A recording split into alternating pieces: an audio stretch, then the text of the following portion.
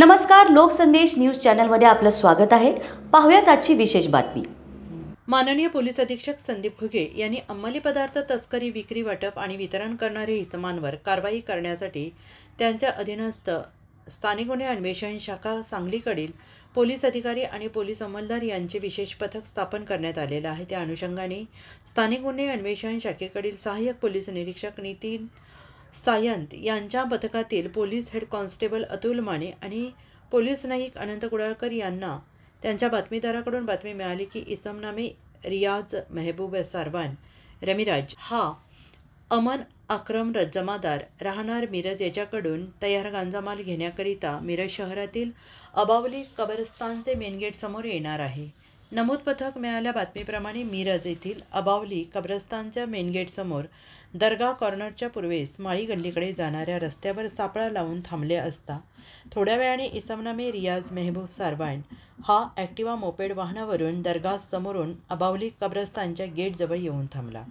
त्यानंतर थोड्या वेळाने एक इसम पिशवी घेऊन अबावली कब्रस्तानच्या मेन गेट समोर येऊन रियाज सारवान याच्याशी बोलत थांबला आणि रियाज सारवान यांनी त्याच्याकडील रोख रक्कम त्यास देऊन त्याच्याकडील पिशवी घेऊन मोपेड गाडीच्या डिक्कीमध्ये ठेवली। असा त्यांच्या बातमीप्रमाणे संशय आल्याने सहाय्यक पोलीस निरीक्षक नितीन सावंत आणि पथकाने सदर इसमांना पळून जाण्याची संधी न देता ताब्यात घेऊन त्यांना त्यांचे नाव गाव विचारता त्यांनी त्यांची नावे रियाज मेहबूब सारवान वय वर्ष 42 राहणार मंगल टॉकी समोर लोणार गल्ली मिरज, 2 अमन अक्रम जमादार वय वर्ष 21 राहणार ख्वाजा वस्ती मिरज अशी सांगितले। त्यानंतर सहाय्यक पोलीस निरीक्षक नितीन सावंत यांनी त्यांचे अंगझडतीचा उद्देश कळवून पंचांसमक्ष अंगझडती घेतली असता त्यांच्या कब्जातील गाडीच्या डिक्कीमध्ये तयार गांजामाल मिळून आला। त्यांच्याकडे सदर गांजामालाबाबत विचारणा केली असता रियाज सारवान यांनी सांगितलं की अमन जमादार यांच्याकडून गांजा माल खरेदी करून तो विक्रीकरिता घेऊन जाणार। तसेच अमन जमादार यांनी सांगितले की सदरचा